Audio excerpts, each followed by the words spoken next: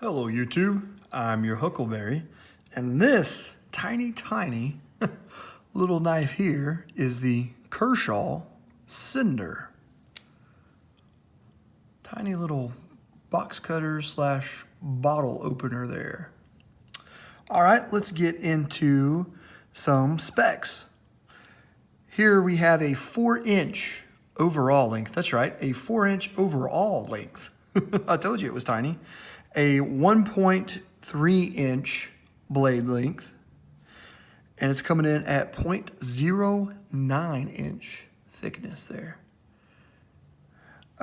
We have a 3CR 13 MOV blade steel, which is in a sheep's foot style blade with a hollow grind.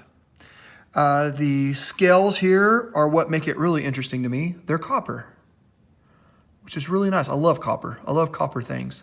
I think copper's really neat. And I like it when it's incorporated into knives as well as other EDC gear. So I like me some copper. So that's why it really drew me to this guy. And it does actually lock. As you can see there, it's a little stainless steel liner lock. All right, this is as the blade says, Hinderer design, and it is made in China. All right, let's get a weight of this tiny little guy. Now, copper tends to be heavy. It doesn't tend to be heavy, it is heavy. But this is a tiny knife, so let's see here. 1 ounce is what we're looking at, a whopping 1 ounce. So it is still under the arbitrary 1 ounce to 1 inch blade length, because this is a 1.3 inch blade and this is a 1 ounce knife, even with the copper. So how about that? Also, I want to apologize for my voice. It may not be tip top as I am getting over a bit of a cold, but the show must go on. So here we are.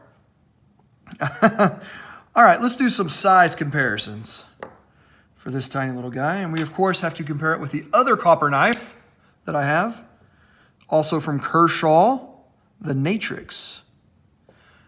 And this is a small knife. This is considered by most to be a small, and by me, to be a small knife anyway. And of course, the little Hinderer Cinder here is even smaller. Let's compare it to your large Benchmade Griptilian.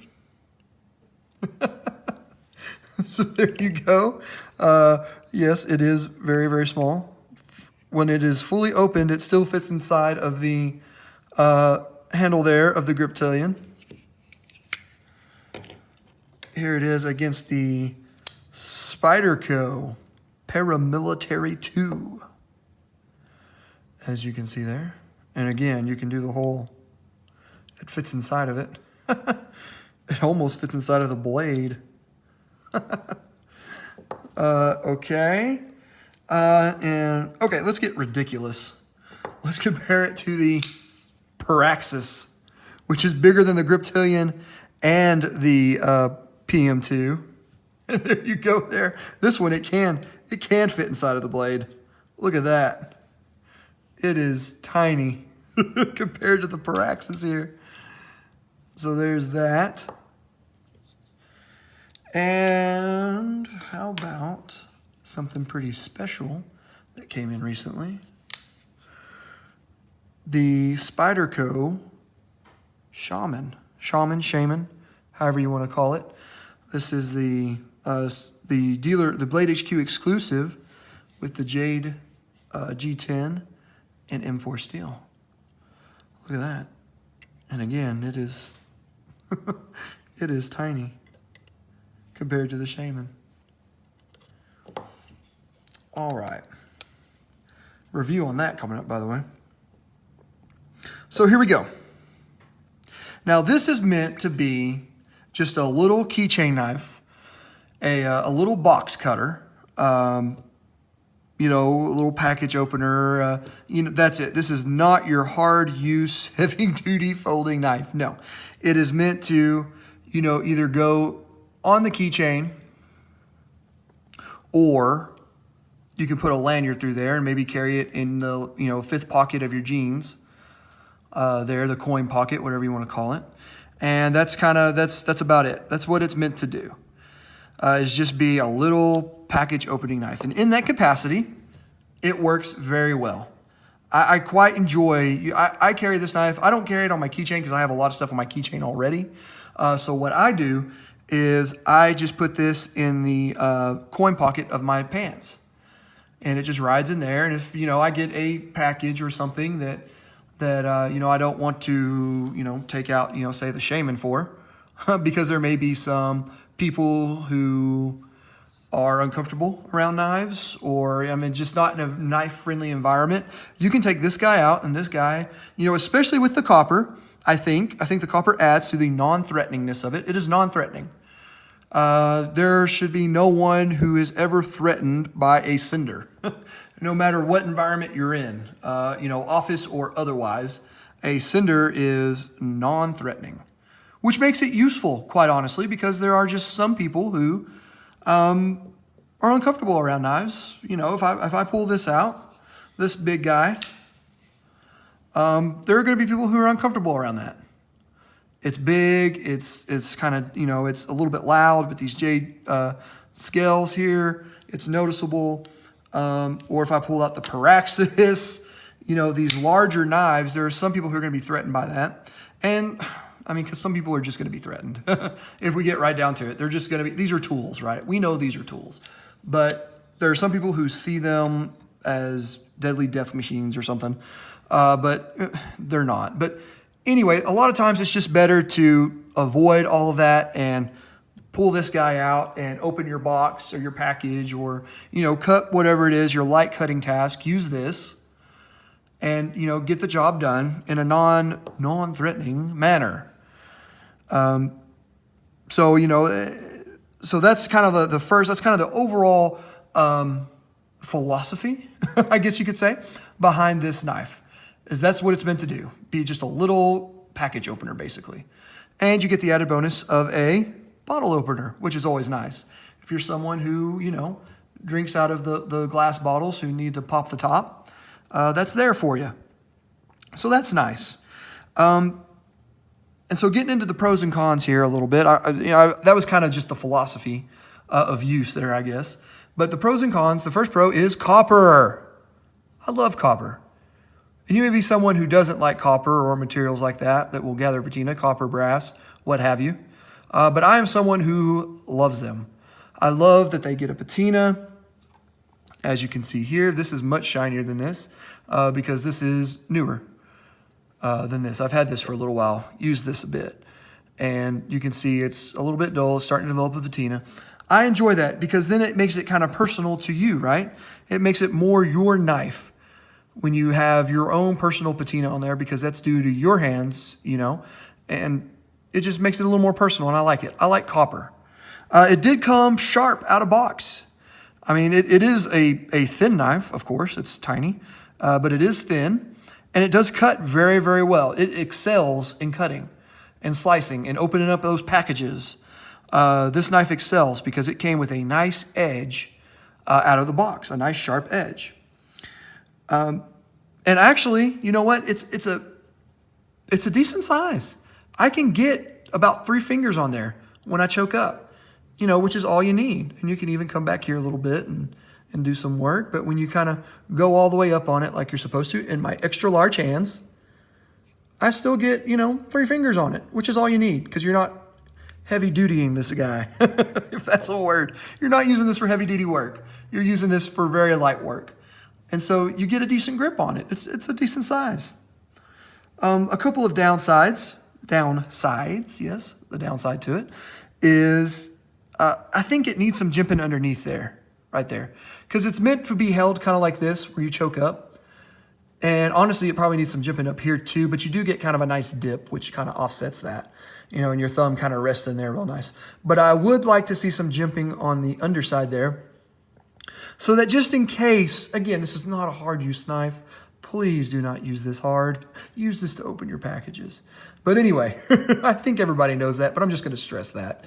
But anyway, it would be nice just in case, you're doing a slightly harder cutting task, you know, maybe having to do a little cut like this, cutting open some food or something, maybe an apple, what have you. If you had some jimping on the underside here, just so that your finger doesn't slip up onto the blade. It would just be nice to have a little bit of jimping just so that your finger locks in. Just a little added layer of security. But, you know, it's not bad without it, but it'd just be nice to have it. It does have, and this is not a huge deal on this knife, but I'm nitpicking here, guys, let's be honest. But it does have either, you know, plastic or Teflon washers, I'm not sure. And as you can see, I think you can see in there, it's filthy. I have not taken this guy apart to clean it or anything yet. I've just been using it because, I mean, you don't really need to have a great action on it because it's not an action showpiece. It's tiny. But it did come that way from the factory, which that's just a little cutesy thing. And a lot of Kershaw's China-made knives are like that. This one was like that. The copper Natrix, I have taken it out and cleaned. I have taken it apart and cleaned it, so it is no longer like that. But it was just like this, kind of filthy on the inside when I first got it, and that's just kind of a cutesy thing that, you know, it just should. I know it's $19.99. It's $20. I know, but still, you know, it would just be nice to have that cleaned up a little bit. It would also be nice to have little tiny phosphor bronze washers. But I mean, that's really, it's really unnecessary. It's not meant to fly open, honestly. It's meant to just slow roll open or even just two-hand open. It's nice that you have the option to one-hand open it. It's kind of hard for me with my big old hands, big old meat paws here. But if I hold it just right and kind of get it down, I've been practicing this. Oh, I can do it. I got it to flick open a few times, but anyway, it's not meant to do that, right? It's not its purpose. My biggest complaint is just an aesthetic one in that you got, you know, silver stainless blade, silver liner, silver bottle opener, black screws. Oh, why can't we just get them all matching?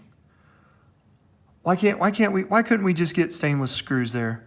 You know, silver screws. Why? Why must they be black? Or why couldn't you coat everything else black? Either way, I don't care. I just want it to all be matching. I just don't like when it's not matching, and it's not matching. And so that's my biggest complaint.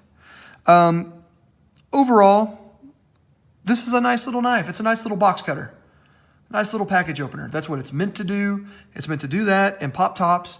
And it excels at both of those things. So it's a good knife.